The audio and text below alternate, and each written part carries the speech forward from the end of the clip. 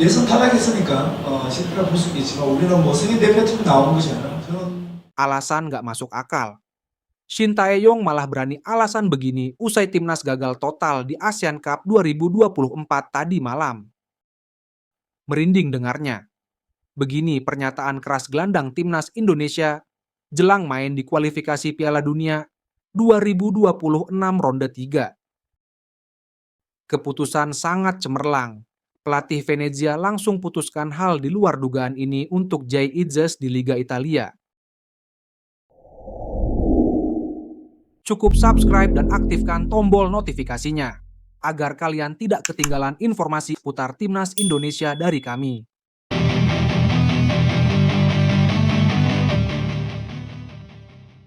Alasan macam apa ini? Begini alasan Shin Tae-yong usai timnas Indonesia keok di kandang sendiri lawan Filipina dan gagal ke semifinal AFF. Timnas Indonesia gagal mencapai target untuk menembus semifinal ASEAN Cup 2024. Mereka harus gugur di babak fase grup setelah kalah dari Filipina dengan skor 0-1 pada laga yang digelar di Stadion Manahan, Solo, Sabtu, 21 Desember. Sejak awal memang timnas Indonesia membawa banyak pemain muda untuk regenerasi dan persiapan jelang kualifikasi Piala Asia U23 2026. Selain itu, 3 pemain langganan di timnas senior seperti Asnawi Mangkualam, Pratama Arhan, Marcelino Ferdinand dan Rafael Struwijk tidak memberikan dampak yang signifikan. 3 pemain abroad tersebut justru tampil kurang maksimal di ASEAN Cup 2024. Shin Tae-yong mengakui bahwa performa Asnawi, Arhan, Marcelino, dan Struwijk kurang maksimal. Selain itu, 2 pertandingan harus bermain dengan 10 pemain cukup menyulitkan dari sisi taktikal. Marcelino menerima kartu merah saat pertandingan melawan Laos dan Muhammad Ferrari saat menghadapi Filipina. Mungkin bisa bicara kecewa, apalagi Marcelino dapat kartu merah saat lawan Laos dan menjadi pertandingan yang sulit di timnas. Hari ini sama. Ferrari dapat kartu merah, jadi kita tidak bisa mencetak gol 1 pun. Saya pikir bisa cetak 2-3 gol sebelumnya, tapi disayangkan dapat kartu merah, kata Shin Tae-yong. Terkait Struwijk, pelatih asal Korea Selatan tersebut memiliki penilaian tersendiri. Menurutnya, kondisi pemain asal Brisbane Roar tersebut memang kurang prima saat datang ke timnas. Ini yang membuat sosok penting di lini depan skuad Garuda tersebut kurang maksimal di ASEAN Cup 2024. Namun, dia mendoakan yang terbaik saat Struwijk bermain lagi di Liga Australia nanti. Untuk Rafael sendiri memang kelelahan. Begitu sampai di timnas, jadi memang tidak bisa memberikan performa baik. Kecewa, tapi saya percaya dengan Rafael yang akan baik-baik di Liga Australia untuk Maret kualifikasi Piala Dunia 2026. Lanjutnya, masalah selanjutnya adalah saat Ivar Jenner dan Justin Hubner gagal merapat ke skuad Garuda. Mereka dijanjikan bergabung saat timnas bisa lolos ke babak semifinal. Kondisi ini membuat Shin merubah posisi Donitri menjadi bek, dan efek selanjutnya adalah lini tengah Indonesia kurang maksimal tanpa Ivar. Jika Ivar dan Justin datang, pasti kita bisa mendapatkan prestasi yang lebih di Piala AFF. Tutupnya, tak mau dianggap remeh. Tom Hai tiba-tiba langsung keras dan tegas gini jelang timnas Indonesia main di kualifikasi Piala Dunia 2026. Gelandang timnas Indonesia Tom Hai menegaskan kepada semua orang agar tak meremehkan skuad Garuda. Pasalnya, tim Merah Putih serius mengincar tiket lolos ke Piala Dunia 2026. Tim Merah Putih akan menghadapi Australia, Bahrain, China, dan Jepang dalam 4 laga sisa ini. Perjuangan skuad Garuda akan kembali dimulai pada Maret mendatang. Untuk menghadapi laga sisa ini, Jay Itzes dan kawan-kawan tengah berada dalam motivasi dalam kepercayaan diri tinggi. Apalagi sebelumnya mereka mampu mengalahkan Arab Saudi dengan skor 2-0 pada November lalu. Tom Hai yang tengah berbincang dalam podcast YouTube-nya bersama Kapten Timnas Indonesia, Jay Itzes, berbicara banyak. Salah satunya soal pertandingan melawan Arab Saudi. Pemain berusia 29 tahun tersebut mengatakan bahwa saat melawan Arab Saudi, dia dan para pemain yakin bisa meraih kemenangan.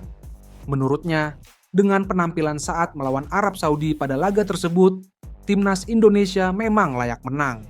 Saya merasa seperti membangun permainan dan keseluruhan pertandingan. Seperti kami akan menang dan kami menang dengan cara tertentu, ujar Tom Hay sebagaimana dikutip bolasport.com dari YouTube The Hayway. Kami bertarung, kami lebih kuat, kami pantas menang, ucapnya. Setelah meraih kemenangan itu, dalam kesempatan ini Tom Hay juga menekankan agar tak ada pihak yang meremehkan timnas Indonesia lagi. Pasalnya, sejak awal skuad Garuda memang tak diunggulkan dibandingkan tim-tim lain. Apalagi timnas Indonesia memang menempati ranking terendah di grup C, sehingga tak sedikit yang meragukan Jay Idzes DKK. Namun, dalam kesempatan ini, Tom Hay menekankan bahwa timnas Indonesia serius menargetkan untuk tampil di Piala Dunia 2026. Untuk itu, dia berharap tak akan ada lagi pihak yang meremehkan tim merah putih. Rasanya ini adalah momen untuk memberi sinyal kepada semua orang bahwa kami masih di sini, kata Tom Hay. Saya pikir dengan penonton dan tim, Anda mungkin melihat kami mendapatkan kekalahan dari pertandingan sebelumnya. Tetapi di laga melawan Arab Saudi, kami menunjukkan kemampuan dan semua orang harus menganggap kami serius, tegasnya. Karena kami berjuang untuk tujuan lolos ke Piala Dunia dan kami menunjukkannya. Jadi menurut saya itu cara yang indah untuk melihatnya, pungkas Hay. Kualitasnya makin menyala. Jay Idzes langsung dapat tugas khusus dari sang pelatih untuk tampil solid di lini pertahanan klubnya. Kapten Timnas Indonesia, Jay Idzes, dipilih pelatih Venezia, Eusebio Di Francesco, untuk menggantikan Michael Svoboda sebagai bek tengah. Svoboda bakal absen lama setelah mengalami cedera ACL. Menghilangnya pemain asal Austria itu dipastikan memusingkan Di Francesco. Pasalnya, sebelum ini Venezia belum pernah bermain tanpa Svoboda. Dia selalu diturunkan dalam 16 pertandingan yang sudah dilakoni Ayla Gunari di Liga Italia. Setelah Svoboda cedera, nama Idzes langsung digadang-gadang bakal menggantikannya sebagai bek tengah tim. Sebelum ini, Idzes biasanya berada di sebelah kiri atau kanan Svoboda, yang mengambil posisi tengah dalam formasi 3 bek yang dipakai Ainero Verdi. Dalam jumpa pers menjelang laga melawan Cagliari di pekan ke-17, Di Francesco mengonfirmasi bahwa Jay Idzes akan dipilihnya untuk menggantikan peran Svoboda. Pemain yang berada di tengah pertahanan biasanya punya tanggung jawab lebih besar. Dia yang akan memberikan komando buat rekan-rekannya di lini belakang. Seringkali bek di posisi ini juga menjadi orang terakhir sebelum pemain lawan berhadapan dengan kiper. Peran itulah yang kini akan dilakukan oleh Idzes di laga melawan Cagliari. Tanggung jawab berat diemban pengoleksi 9 caps untuk timnas Indonesia ini karena Venezia sangat membutuhkan raihan poin. Tim hitam hijau saat ini masih menempati dasar klasemen Serie A. Venezia baru mengumpulkan 10 poin dalam 16 pertandingan. Mereka sudah defisit 5 angka dari tim peringkat 17 yang merupakan posisi terakhir di zona aman.